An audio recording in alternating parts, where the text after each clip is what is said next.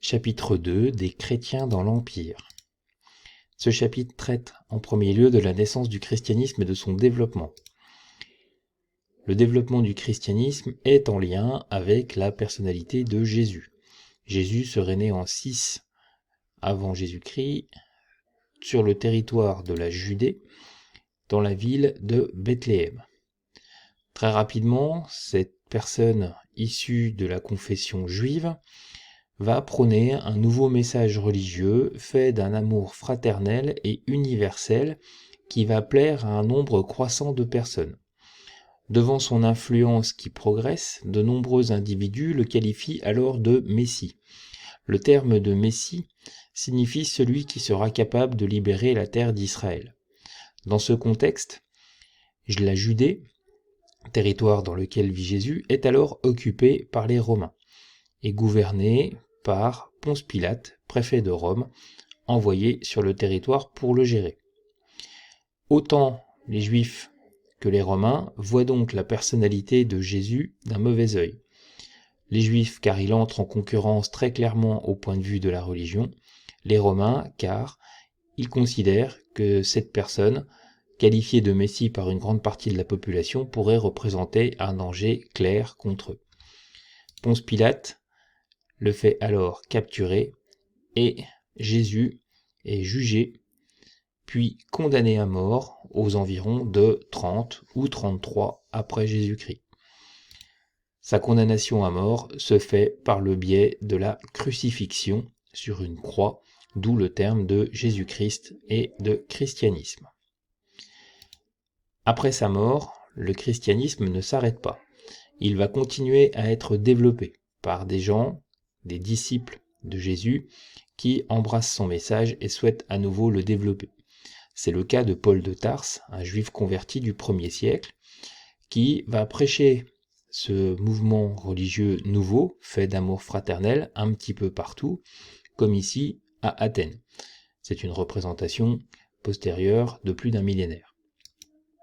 Cette carte reprend les voyages de Paul de Tarse. Premier voyage en Asie mineure, en Galatie. Deuxième voyage, beaucoup plus important, en Grèce, en Macédoine, et à nouveau sur le territoire de Galatie d'Asie mineure, où il prêche cette nouvelle religion avec un certain succès, puis enfin un dernier voyage de 60 à 65 qui le conduira à être capturé et condamné à mort à Rome. Les empereurs romains voient d'un mauvais œil à ce moment-là cette nouvelle religion.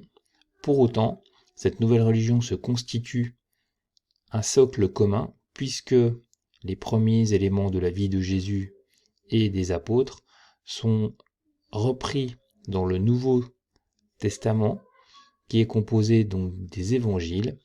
Les chrétiens ont alors une Bible qui leur est propre, un livre saint qui permet de créer leur unité. Les chrétiens au sein de l'Empire, comme il a été dit, le christianisme s'étend progressivement, depuis la Judée et la Palestine à l'Asie mineure, à la Grèce. Néanmoins, les empereurs romains voient cette religion d'un mauvais œil. En effet, ils sont polythéistes, ce qui fait qu'ils n'acceptent pas que des gens à l'intérieur de l'Empire ne pratiquent pas la même religion qu'eux. Cependant, une grande partie de la population de l'Empire romain voit cette nouvelle religion d'un bon œil, dans la mesure où, pour les plus modestes, elle leur propose notamment une vie après la mort. Beaucoup, ou de plus en plus nombreux, refusent le culte impérial. Alors, des persécutions se mettent en place, et de très nombreux chrétiens sont tués et servent la cause finalement du christianisme, car placés comme martyrs, c'est-à-dire qu'ils ont décidé de mourir pour défendre une cause qu'ils croyaient juste.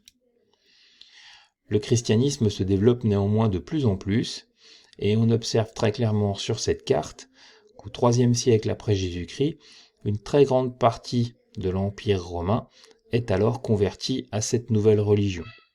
Cette conversion va se poursuivre et être marquée par des décisions importantes prises par des empereurs romains.